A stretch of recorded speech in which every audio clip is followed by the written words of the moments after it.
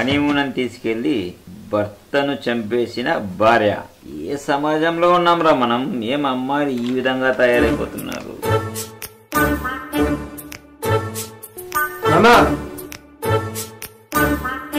ఎవరు వచ్చినారు చూడు ఒకసారి. ఏ బుడి బుక్ లో తీసుకొచ్చావురా? ఆ స్పెట్స్ సరిగ్గా పెట్టుకొని చూడు ఎవరు వచ్చినారో.